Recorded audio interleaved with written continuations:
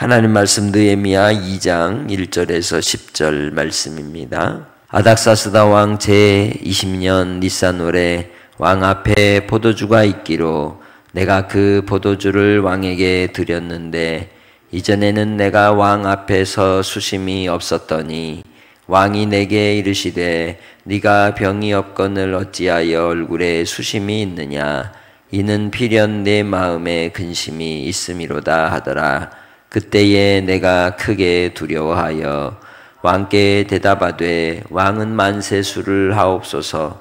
내가 조상들의 묘실이 있는 성읍이 이제까지 황폐하고 성문이 불탔사오니 내가 어찌 얼굴에 수심이 없사오리까 하니 왕이 내게 이르시되 그러면 네가 무엇을 원하느냐 하시기로 내가 곧 하늘의 하나님께 묵도하고 왕에게 아뢰되 왕이 만일 좋게 여기시고 종이 왕의 목전에서 은혜를 얻었사오면 나를 유다 땅 나의 조상들의 묘실이 있는 성읍에 보내어 그 성을 건축하게 하옵소서 하였는데 그때에 왕후도 왕 곁에 앉아 있었더라. 왕이 내게 이르시되 네가 몇 날에 다녀올 길이며 어느 때에 돌아오겠느냐 하고 왕이 나를 보내기를 좋게 여기시기로 내가 기한을 정하고 내가 또 왕에게 아뢰되 왕이 만일 좋게 여기시거든 강 서쪽 총독들에게 내리시는 조서를 내게 주사 그들에게 나를 용납하여 유다에 들어가기까지 통과하게 하시고 또 왕의 삼림 감독 아삽에게 조서를 내리사 그가 성전에 속한 영문의 문과 성곽과 내가 들어갈 집을 위하여 들보로 쓸 제목을 내게 주게 하옵소서 하매 내 하나님의 선한 손이 나를 도우심으로 왕이 허락하고 군대장관과 마병을 보내어 나와 함께하게 하시기로 내가 강 서쪽에 있는 총독들에게 이르러 왕의 조서를 전하였더니 호론 사람 산발랏과 종이었던 암몬 사람 도비야가 이스라엘 자손을 흥환하게 하려 하는 사람이 왔다 함을 듣고 심히 근심하더라. 아멘. 우리가 믿음 생활을 할 때 중요한 요소들을 어제 낮 예배 때 3가지 얘기했죠. 기억나죠? 첫 번째가 뭘 빼라? 힘을 빼라. 두 번째가 중심을 잡으라. 세 번째가 리듬을 타라. 대표적인 인물이 느헤미야입니다. 느헤미야는 자기가 무언가를 하기 위해 몸부림치면서 이루기보다는 먼저 하나님께 엎드려 회개하며 자기 조상들의 죄악을 철저히 하나님께 구하고 주의 언약을 기억한 바 되게 해주시기를 간구했죠. 그게 우리의 육체적 힘, 나의 욕심과 나의 욕망을 내려놓는 방법입니다. 그렇게 하나님께 엎드릴 때 하나님께서 그로 리듬을 타게 하십니다. 오직 하나님이 그의 주가 되어 그를 하나님이 술 맡은 관원장이 되게 하셨다라고 우리가 1장에서 보았습니다. 그때가 BC 445년이었습니다. 이는 역사적 사건의 기록이며 행적인 것이죠. 그래서 그가 술관원이 된 뒤 몇 개월이 지나고 왕 앞에서 아련하며 왕을 수종드는 가운데 근심 어린 얼굴이 되었던 거죠.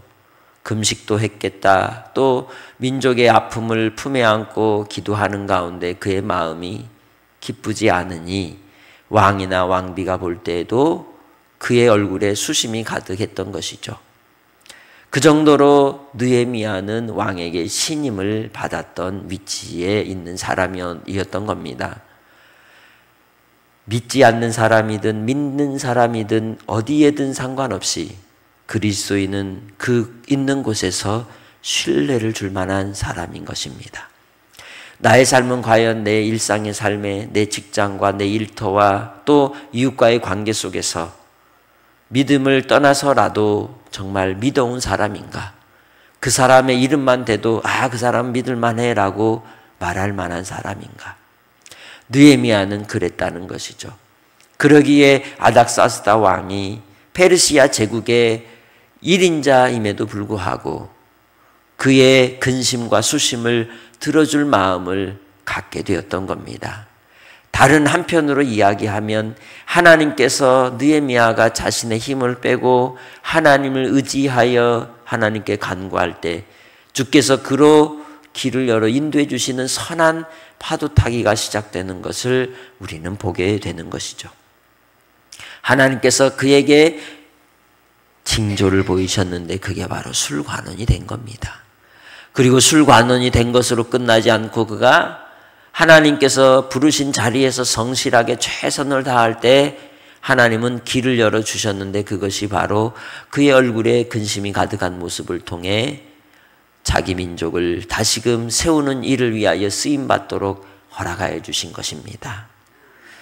그러한 시간들을 지날 때 그 상황들을 정확히 간파하지 않고 분별하지 못하면 스쳐 지나갈 수 있었지만 그러나 그때에도 느헤미야는 어떤 태도를 가지고 있었습니까?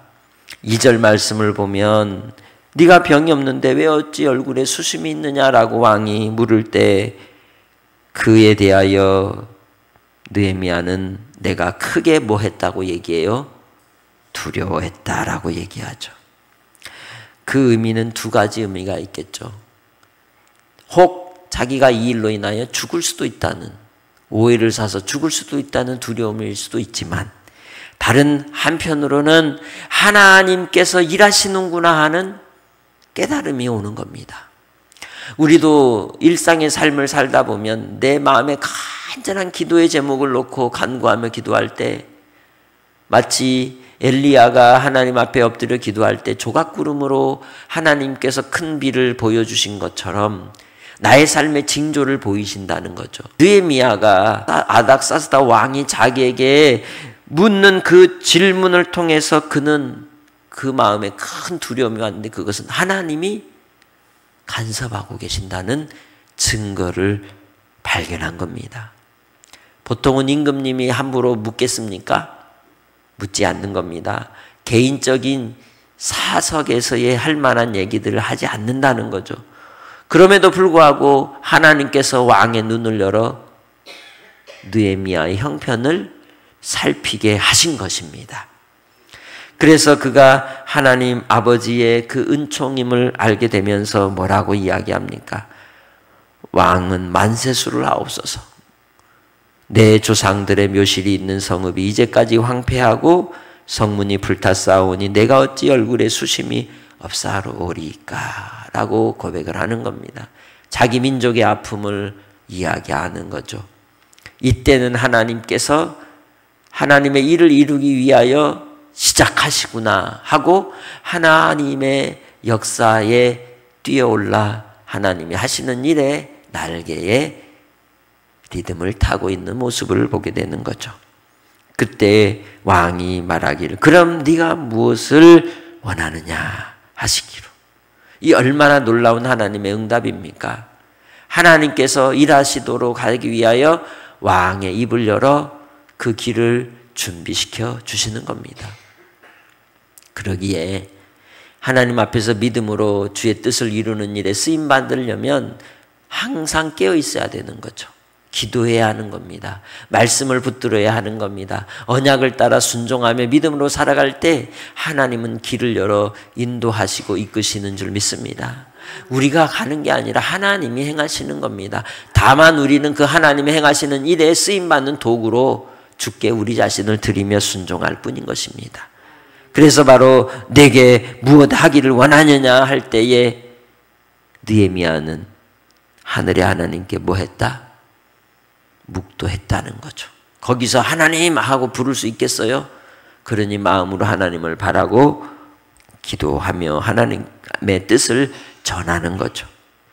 그래서 이 하나님께서 우리로 힘을 빼고 마음의 중심을 잡고 나 자신을 하나님께 드리며 하나님의 선한 일을 위해 쓰임받고자 나를 하나님께 헌신하는 자는 하나님이 입술이 복되게 하시는 겁니다. 복된 입술이 되게 하셔서 그 하는 말을 듣는 사람이 마음이 어떻게 해야 될까요? 감동을 얻는 겁니다. 그게 바로 하나님의 일하시는 증거인 것입니다. 느헤미야가 말하기를 왕이 만일 좋게 여기시고 종이 왕의 목전에서 은혜를 얻어 싸우면 나를 유다 땅 나의 조상들의 묘실이 있는 성읍에 보내어 그 성을 건축하게 하옵소서. 왕의 마음을 흡족하게 하고 왕을 기쁘게 하는 그 진실한 마음으로 전하는 느헤미야의 모습을 보게 됩니다. 다니엘이 그 당시 이 느부갓네살 왕이 포로로 잡아온 그들을 왕의 음식으로 먹일 때에 그것을 받아들이기를 마음에 거절하고 뜻을 정할 때 하나님이 은혜를 입게 하신 것처럼 오늘 느헤미야를 통해서도 이 아닥사스다 왕에게 은혜를 입게 하는 모습을 보게 됩니다. 왕후도 곁에 앉아서 이 말에 거들어주는 거죠. 언제쯤 올 수 있습니까? 언제 올 수 있는 거죠? 라고 묻는 거죠. 그래서 기한을 정하고 이 모든 일에 대하여 하나님께서 은총을 입게 해주셔서 여기에서 끝나지 않고 두 가지 부탁을 합니다. 첫 번째는 바로 이제 이 강서쪽 총독들에게 조서를 내려서 가는 길을 잘 통과할 수 있도록 이 왕의 명령서를 제게 주십시오. 두 번째는 왕이 이 속한 이제 삼림의 제목들을 가지고 가서 이제 이 예루살렘 성에 있는 성문과 그리고 자기가 속한 집을 지을 수 있는 건축 재료들을 준비해 주옵소서. 얼마나 당돌합니까? 그런데 이미 왕이 뭐 해주기를 원하느냐 하고 허락을 해버렸잖아요. 그래서 우리가 성급할 필요도 없고 우리 마음에 조급한 대로 내가 힘쓸 필요도 없다는 거예요. 하나님이 하고자 하시는 일은 어떻게 일하게 하십니까? 마치 내 것처럼 요구하면서 가게 하시는 거예요. 당당하게 담대하게 하나님은 일하게 하시는 줄 믿습니다. 그러기에 중요한 것은 우리가 하나님께 의지하고 하나님 아버지 주 하나님께서 그의 아들 예수 그리스도를 통해 주신 구원의 은혜를 따라 나의 주 나의 하나님으로 믿고 섬기며 살면 되는 것입니다. 그래서 바로 이 모든 일에 대하여 결국 느헤미야는 출발하는 역사를 맡게 된 겁니다. 그러나 항상 좋은 일만 있어요? 아니죠. 방해꾼이 있는 겁니다. 근심거리, 고난이 있는 겁니다. 주의 일을 할 때나 우리 일상의 삶도 그렇습니다. 내 일이 항상 잘 나갈 것이라 생각지 말라는 거죠. 반대하는 이가 있고 또 미꾸라지가 있고 우리의 회방꾼이 있을 수 있다는 거죠. 그러나 거기에 연연하면 주의 일을 이룰 수 없는 것입니다. 오히려 그 일들도 우리를 더 깨어나게 하고 더 엎드리게 하고 더 하나님 앞에 구하며 의지하게 하는 비결인 것이죠. 그러기에 주님 안에서 우리의 신앙의 삶 속에서 어떤 문제가 있을지라도 주님을 의지함으로 넘어가는 성도들이 되시길 바랍니다. 바로 느헤미야에게 있어서는 어떤 대적이 있었을까요? 그것은 호론 사람 산발랏 그리고 그의 종되었던 암몬 사람 도비야, 그들이 이스라엘 자손을 흥왕하게 하려는 사람이 왔다는 근심으로 인하여 이제 예루살렘 성벽을 짓는 일에 회방꾼이 될 것임을 예고하는 겁니다. 그러나 사람을 두려워할 필요는 없다는 겁니다. 우리는 오직 하나님 여호와만을 두려워하며 경외하며 섬기는 하나님의 백성들인 줄 믿습니다. 그러면 누가 책임지신다? 하나님이 책임지신다. 그러기에 사람이 우리를 어찌하겠습니까? 크고 두려우신 하나님이 나의 주가 되시니 주께서 우리를 주의 뜻 가운데 주님의 길로 인도해 주실 것을 믿고 오늘 하루를 살 때에도 주님 안에서 어깨에 힘을 빼고 주님을 바라보는 긍휼의 마음으로 화평을 이루며 하나님께 회개하며 주의 언약을 붙들고 오직 예수님을 나의 주님으로 모시고 주님 안에서 주께서 이끄시는 대로 그 흐름을 따라 순종하며 살아갈 때 하나님께서는 역사하여 주시고 우리에게 기쁨을 주시고 응답하여 주실 줄 믿습니다. 주님이 가신 십자가의 길, 우리도 그 길을 따라 비록 고난이 오고 환난이 온다 할지라도 내가 가야 될 사명의 길이면 반드시 그 길을 가리라. 결단하며 오늘도 주님 안에서 기쁨과 사귐과 누림이 되는 복된 한 날로 승리하시기를 주님의 이름으로 부탁합니다. 하나님 아버지 감사합니다. 오늘도 주님의 은혜를 따라 우리를 부르시고 한날의 삶이 주님과 동행하는 삶이 되게 하시니 감사합니다. 아버지 하나님의 뜻이 이루기까지 믿음으로 순종하며 사명 감당하는 종들이 다 되게 하시고 충성하여 주의 뜻을 이루기까지 아버지 하나님 기쁨 되게 하옵소서. 오직 하나님의 이름만 높임을 받으시기 원합니다. 오늘도 주님의 뜻을 구하며 아버지 하나님께서 주시는 바대로 은혜를 입게 하시고 하나님의 선한 손으로 끝까지 승리케 하여 주옵소서. 감사 영광 돌리며 예수님의 이름으로 기도합니다. 아멘.